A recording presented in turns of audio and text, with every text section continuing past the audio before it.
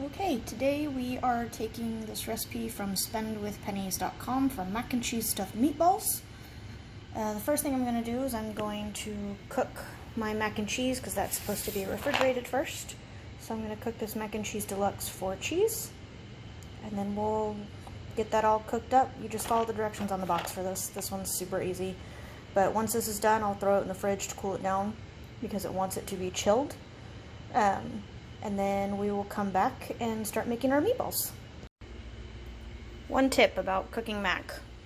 So I put my heat on medium-high and I always salt my water really well. And then I always add some oil too. So the salt helps to give the noodles flavor and the oil keeps everything from sticking. So my mac and cheese is in the fridge. We're looking a little busted today, but hey. I'm getting my hair done on Saturday, so I'm very excited about that. So right now the recipe is calling for 2 tablespoons of onion finely chopped. So I'm just going to basically cut off a little corner of my red onion that I have here. And beware, this will make you cry, sniffle, whatever. Shout out to Tradition Over Trend. Come on, I'm going to show you my little devil. Rocking him today. I always peel off that outside layer just because, I don't know, I've just always done it. So, yeah. So again, I will tell you, I am not like a pro mincer, but basically I'm going, you can see, kind of against. I'm going opposite of the outer.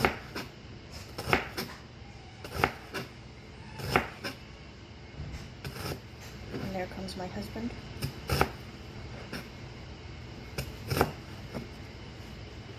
Cut them long ways first, and flip them around.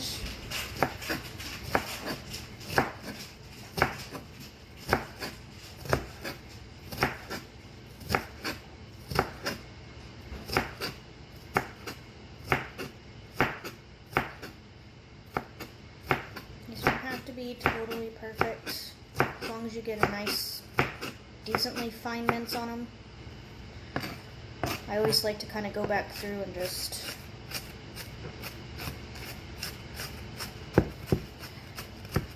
and I know somebody out there is probably going to say, oh my god, your knife skills are horrible. Look, I'm not a professional chef by any means. I know I don't have the best knives in the world. I do what I can. Alright, so we're going to just, like I said, go through here a few times, looking for like these pieces I'm still seeing kind of long, so you can kind of see that's about how fine we're going right there. Just want to prep that because that's going to have to go into our meat. Alright, so my onion is minced. We're finely chopped. So we need to preheat our oven to 375.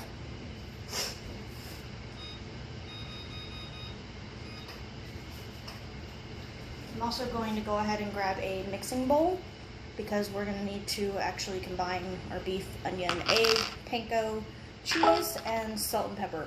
Now this recipe doesn't say anything about salt, which I find kind of odd because you want salt in your meat, so we're going to just add a little bit extra in here.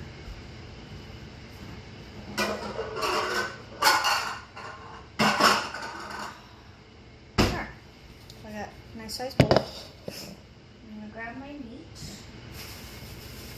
Now I use ground sirloin. I will almost never use anything else. I don't super particular about my meat. I'm sure that if you've watched my very first video, you know how weirdly particular I am about my meat. So this recipe also calls for 1.5 pounds. I'm a little bit under that with this meat, but we're going to make it work. Alright, so it looks like it hasn't totally defrosted, so we got a couple just little pieces in here we're going to make sure get broken up so that they can thaw out really fast. And of course, with me mixing everything in here, it'll all thaw out pretty quickly. Alright, so I'm just breaking up my meat right now. Just making sure that it kind of gets a start and gets some air flowing through it. massage it nicely. No, I don't care, just I'm breaking it up. Alright, so I'm going to go ahead and throw my onion in here.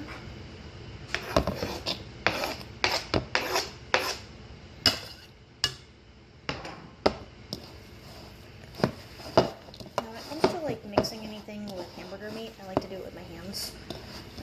You can use a spoon if like the feeling of meat grosses you out. Totally understand. I just like getting my hands in here because then I can really make sure that, you know, I'm moving all the ingredients around and everything's really getting thoroughly mixed in. Alright, so we have the onion in there. And we gotta put an egg. Where did he go? There he is. One egg.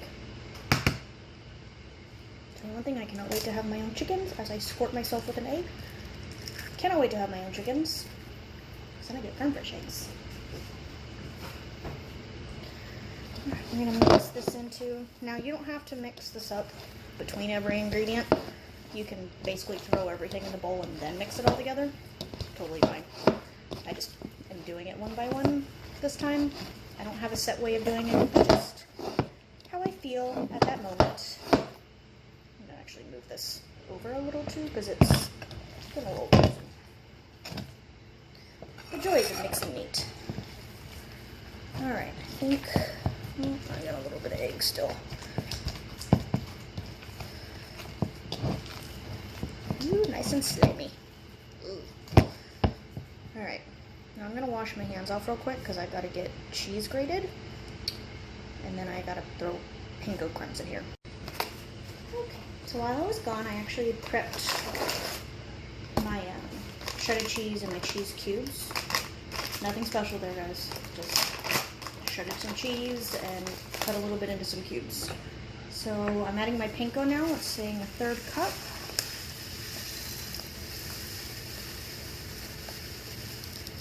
And it's okay if it goes over. It's not baking. It's not an exact science. If it was baking, I would be all over it. But this is cooking, so I don't do that. Breadcrumbs I'm using. Cumin. Alright, and then it says a 1/2 cup of cheddar cheese. So I'm going to measure my 1/2 cup, but I'm probably going to put a little extra.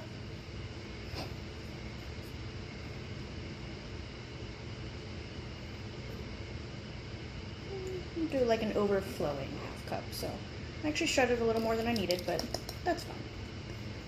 Alright, so we're going to throw that in there. And then salt and pepper. Even though it doesn't say to add salt.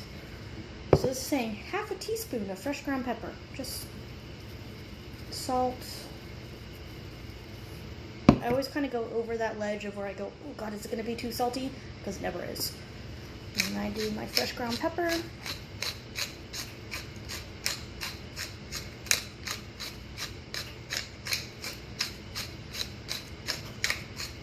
This is probably more than 1/2 teaspoon. Again, seasoning wise, I don't usually follow instruction very well. I think I'm actually going to throw in a little Tony Chachere's too, because that seems to be like my go-to seasoning now. So we'll just throw a little bit in here. I also threw some of this into my mac and cheese before I put it in the fridge. I don't want to do much because I already added salt, and this is very salty. Go ahead and put all my stuff off.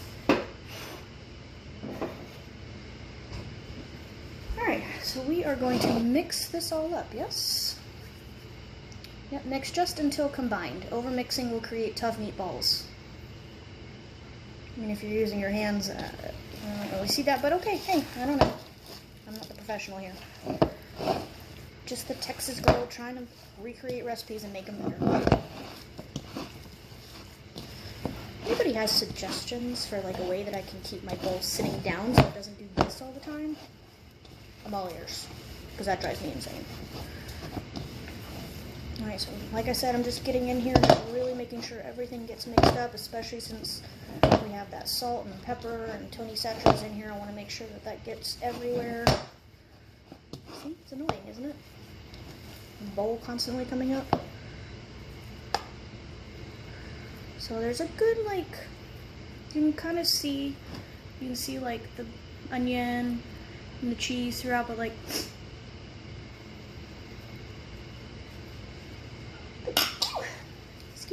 smell the onion. I'm not really smelling a lot of the seasoning. So I think I might throw a little more cheese in here and a little more Tony Chachere's. So I'm just gonna take like a little more cheese. I feel like Emerald Lagasse. Bam! Just kidding. Emerald, please don't sue me. Sorry. Your bam is much better than mine. Okay, so we're mixing this cheese a little more. I like things to be really cheesy. I like things to be really garlicky. You play with these kind of things depending on what tastes good to you. Can't really go wrong, I don't think. And of course now I'm all covered in meat, so I'm gonna have to wash my hands. And then we'll add some more Tony Chachere's and we'll start forming our meatballs. Alright, so I took my Tony Chachere's and I kind of just did like another thin layer of it on the top with all of it squished down, and then I mixed that all in, so give you an idea about how much more I added. It wasn't a lot, but it was enough that now at least I can smell the Tony Chachere's and it made me sneeze. Okay, so what we're going to do now is we're going to take our meat, and this says to make 10 meatballs. So we're going to see. So basically what I do is I'll split it in half, and then from each half I'll make 5. You can do this however you want. This is just how my crazy brain works it out, where if I do half and half, I should totally be able to make 5 of each side, right? Okay, so we'll put one half over here. Just squishing, making sure everything is nice and together. So I'm basically going to start off with some kind of size. I think that's definitely going to be too small, but if I make 5 piles, then I can start adding to them, taking away from them, you know, doing with them as I please. So you're going to see that they look pretty irregular here for a while, but once I'm done, I will have 10 meatballs, and then we'll start stuffing.